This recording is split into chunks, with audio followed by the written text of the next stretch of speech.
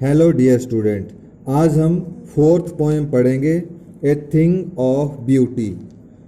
A thing of beauty. This poem is written by John Keats. John Keats ने ये poem है, ये लिखी गई है उनके द्वारा। चलो स्टार्ट करते हैं पहले स्टंजे से। ठीक है। ए thing of beauty is Joy for ever. Its loveliness increases, it will never pass into nothingness, but will keep a bower quiet for us, and a sleep full of sweet dreams and health and quiet breathing. अब इसमें ये बताया गया है, ए thing of beauty is Joy for ever. जो सुंदर चीज़ें हैं वो हमेशा हमें, जॉय मतलब खुशी, सुंदर चीज़ें हमेशा खुशी देती हैं।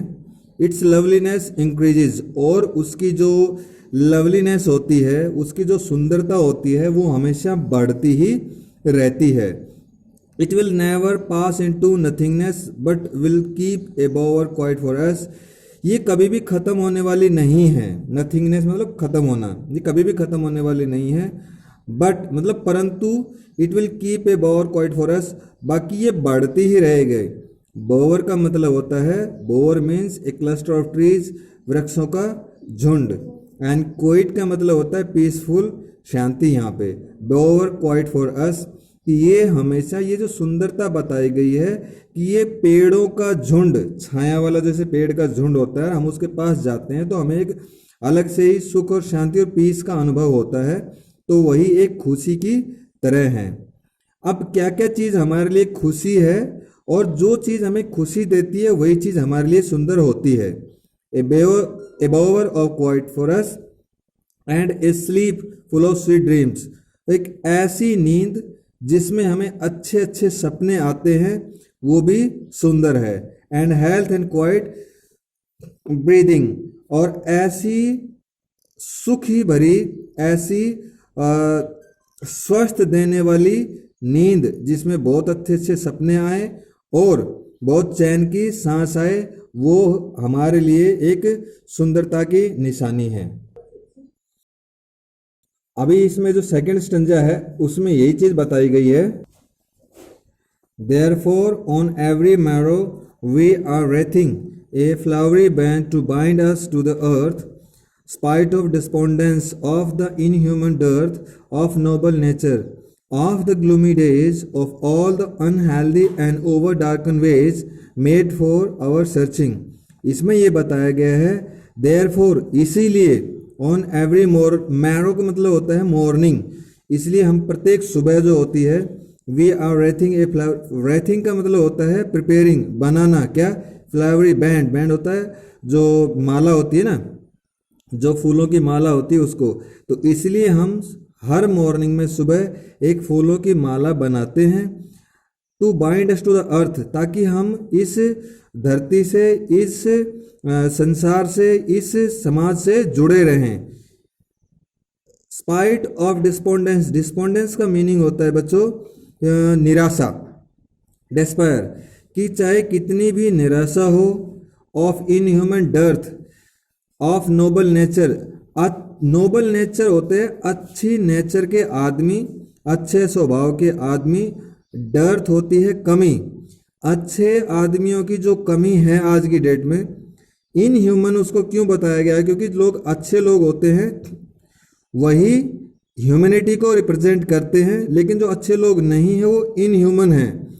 जो अनहेल्दी प्रैक्टिस जो रहती है, उनकी आदतें खराब होती हैं, जो समाज में गलत वातावरण पैदा करते हैं, ठीक है, उनके बारे में बताया गया है कि हमें कितनी ही निराशा का समय हो, चाहे अच्छे आदमियों की कितनी ही कमी हो, ऑफ ग्लूमी डेज, और चाहे कितने ही उदासी भरे दिन हो, ग्लूमी मतलब सैडनेस, उदासी भरे दिन हो, of all unhealthy and over darken ways, कितने ही हम unhealthy and over darkening ways, ways मतलब होता है रास्ते, ओवर डार्कन होता है जिसमें हम किसी को धोखाधड़ी करते हैं, जिसके लिए अनहेल्दी मतलब गलत रास्ते अपनाते हैं।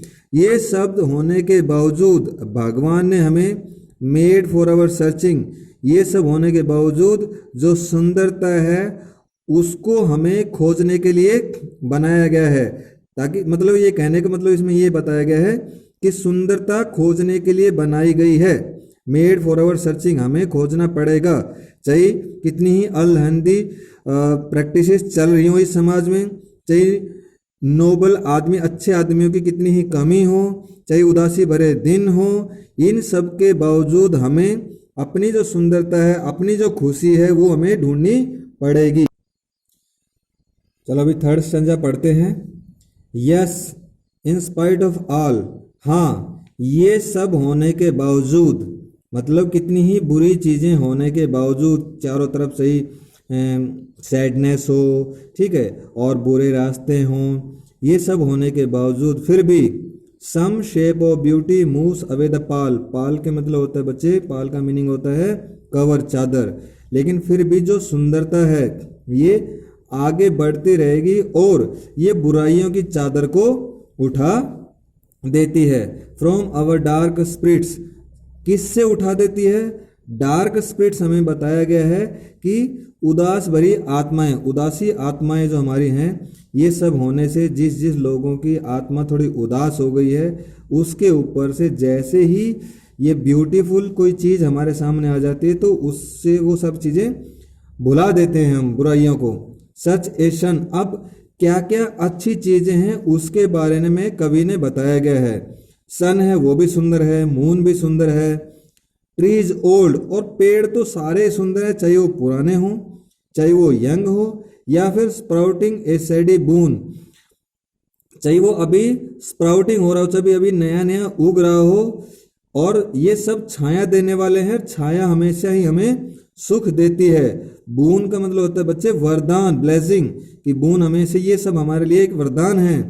फॉर सिंपल शीप, और ये हमारे लिए वरदान नहीं, एक सिंपल, एक साधारण सी भेड़ के लिए भी सब ये वरदान है, सारे पेड़ हैं जो भी हैं। And such are daffodils with a green world they live in and clear rills, और ये सबके लिए वरदान देते हैं। इस प्रकार की जो हरियाली से, ग्रीनरी है, जो हरियाली है, वो उगे हुए नरगिस के फूल है। डैफोडिल्स मतलब नरगिस के फूल के समान है उनके लिए। एंड क्लियर रिल्स, रिल्स होता है बच्चे जो छोटे छोटे झरने होते हैं वो। That for themselves a cooling covert make gent of hot season, against of hot seasons the mid forest break. Break होता है बेटा बुश या झाड़ी, ये सब गर्मियों की शीतल आश्रय देते हैं। और जंगल के बीच में सारे जो पेड़ होते हैं वो गर्मियों के बीच में हमें शीतल आश्रय देते हैं, शीतल आश्रय देते हैं, शेल्टर देते हैं। कोवर्ट, कोवर्ट का मतलब होता है शेल्टर, आश्रय हमें देते हैं। मिड फॉरेस्ट ब्रेक, और चाहे फॉरेस्ट मतलब होता है कि जंगल के बीच में चाहे झाड़ियां ही क्यों ना हो, ये सब हमारे लिए एक वरदान है और सब हमें एक शेल्टर देते हैं, जिससे हमें शेल्टर देते हैं जो हमें अच्छी लगती है। फोर्थ एंड लास्ट स्टैंजा अभी पढ़ेंगे। Rich with the sprinkling of the fair musk rose blooms and such too is the grandeur of the dooms we have imagine for the mighty dead all lovely tales that we have heard or read, an endless fountain of immortal drink pouring onto us from the heavens brink। अब जो difficult words आपको बता देता हूँ। बूम्स होता है flowers, खिला हुआ फूल। ग्रैंडियर है स्प्लेंडिड, शान, जो शानदार कोई चीज़ होती है उसको ग्रैंडियर बोलते हैं, स्प्लेंडिड बोलते हैं। डूम, डूम का मतलब होता है बच्चे मृत्यु या डेथ। माइटी पावरफुल होता है, शक्तिशाली होता है। और ब्रिंक होता है एज या किनारा, ठीक है। तो rich with the sprinkling of the fair musk rose booms. अब जो सुंदर मस्क रोज, गुलाब के फूल हैं, वो बहुत ही मधुर है, बहुत ही सुंदर हैं। And such too is grandeur of the dooms, और जैसे महान लोग होते हैं उनकी जो मृत्यु होती है, डूम्स मतलब डेथ, मृत्यु होती है, वो भी बड़ी शानदार से, शान शौक से मनाई जाती है। उनके वो मरते हैं तभी भी, और मरने के बाद भी आप देखते हो कि जितने भी जो हमारे फ्रीडम फाइटर्स हुए हैं उनकी जो डेथ एनिवर्सरी होती है उस पे भी हम श्रद्धांजलि देते हैं, आज भी उनको हम याद करते हैं, तो वो भी हमारे लिए एक सुंदरता की चीज है। We have imagine for the mighty death all lovely tales that we have heard, और जितनी भी जो हमने सुंदर कविताएं हमने पढ़ी है, जो अच्छी कविताएं या जो अच्छी कहानियां हमने जो पढ़ी हैं या हमने सुनी हैं, वो सब किससे लिखी गई हैं? Endless fountain the immortal drink. Immortal होता है जो कभी भी खत्म नहीं होने वाला, ठीक है, उस स्याही से वो लिखी गई हैं, जिनको हम आज पढ़ रहे हैं और सुन रहे हैं, क्योंकि वो महान लोगों की जीवनियां हैं। Pouring unto us the heavens drink, और उन्होंने वे बताया गया है कि महान लोगों की जो पुस्तकें जो कविताएं हैं वो अमर हो गई हैं, वे भी सुंदर हैं। वो ऐसी इंक से लिखी गई हैं जो स्वर्ग से गिरी हुई है, ये उन्होंने बताने की कोशिश की है। राइट, पोइट ने यहाँ पे, तो पोइट ने यहाँ पे ये बताया गया है कि जो महान लोगों की जो मृत्यु है वो भी महान होती है, वो भी हमारे लिए सुंदर है, वो भी उनके रहते हुए और उनके यहाँ से संसार में चले जाने के बाद भी लोग उनको याद करते हैं।